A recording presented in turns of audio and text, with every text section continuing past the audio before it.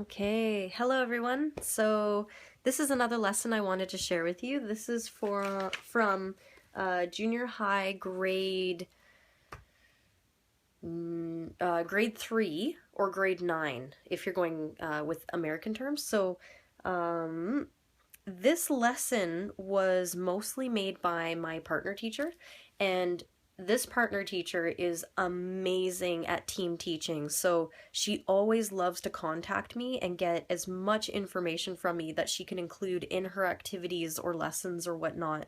And this one in particular, she had asked me to make 10 sentences that are specific about Canada. And I was really trying to think of them because they have to be made in whatever the grammar point is. And this one in particular, so I'm gonna show you what it was. So these are the sentences that I made. Is ice hockey enjoyed by many people in Canada? Are English, this is mixed up, and Spanish spoken in Canada? So she basically cut these all out and then put them into little Ziploc bags. And each Ziploc bag, so that's A, this one's A, coordinates with the worksheet. So she has a worksheet here that she made with it too. Like she's just on top of things. It's really great. But anyways, so this particular lesson, I started by showing a PowerPoint of my spring vacation, and I ended up just explaining what I did during spring break and showing pictures and stuff. And we didn't have like a mini quiz after, which we usually do. Instead, it was just basically show and tell and see who understood out of the class and who didn't, kind of thing. So, anyways, then I would tell the students that we are going to do a sentence building game about Canada. So I have my little flag and I'd start like waving it around and being all excited. And then, okay, so the first thing the teacher would do is hand this out to each of the students, and she would then put them into a group of about 4 people. So 4 people, 1 group. They got together, or 5 people, 1 group kind of thing. They got together, and each group had a small whiteboard just like this one, just not with this. So this start to finish would actually be on the main whiteboard in front of the class. And at the start, there would be these cute little magnet stuffed animal characters that each group gets. And then basically how this game goes is they have their Ziploc bag. They can choose any one they want in any order. They bring it back to their group. They're going to open it up and they're going to arrange it in the proper way to like build the sentence. And then they're going to come to Jessica Sensei, who is at the front of the classroom, or the one member is, and then they're going to show me what they built, and then they're going to say it without looking at the whiteboard, which didn't really happen. But basically they're going to say what the sentence was, which is a question, because these are all questions, and then I'm going to give them an answer.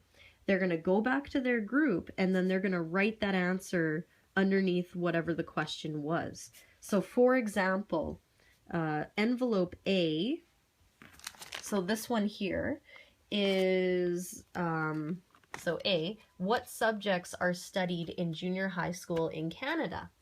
And the answer, like there's a bunch of subjects, but I gave them math and science are studied in junior high school in Canada. And then they would have to run back to their desk and then write that down. So anyways, basically, okay, I'm going to open up one of these for you guys so you can see with one hand. You can see my zebra pants. It's my pajama pants. It's Friday. It's time to relax. Okay, so the teacher put little magnets on the back of these too, which makes it so much easier to put on the whiteboard. Anyways, okay. So here's your sentence. Whoops. Oh no, the magnet's coming off. Get back on there. Oh yeah. Okay. So this is your sentence. And then you have to build it into a proper sentence. And what's great about having little magnets on them, they can walk around. and then come to you and show them what they made. Because if you just use regular cards and you have to run to all the different groups, and the wind can blow, and there's just like too many problems with that. So magnets and whiteboards are your best friend. So this one, they would, okay, for example, they would go like this, just for, you know, example's sake. So they would order it like this. They'd run up to Jessica Sensei and they'd be, in junior high school, subjects studied are what in Canada? And I would say, oh, this needs to change. It's small change, let's try. So then they go back to their tables and or their groups, and then they would like do it again. They'd be like, okay, well, what is usually the first word? What subjects are studied in junior high school in Canada? And then they'd run back up to the front of the where I am, and then they'd say the sentence, and I would say, okay, good. Math and science are studied. And then they'd run back to their group, and then they'd fill in the worksheet. So basically, each of these Ziploc bags has a letter, and each letter coordinates to a question. And each question has to be ordered properly in order for me to give them an answer. When they get the answer correct, they can move their cute little magnet 1 square. So say they got this correct, they'd move their magnet 1 square, they'd go grab another Ziploc bag and then figure that one out. So I hope you understand. It's a really cool thing, especially if you have a very organized English class or like a little bit higher level class. This is a really great activity for them, I feel.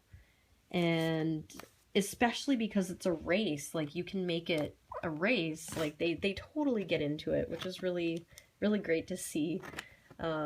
And the teacher was really on top of, like, if she saw that they were looking at this while they were talking to me, she would like cover it up, and then if there was a small mistake, she'd be like, go back to your group, fix it.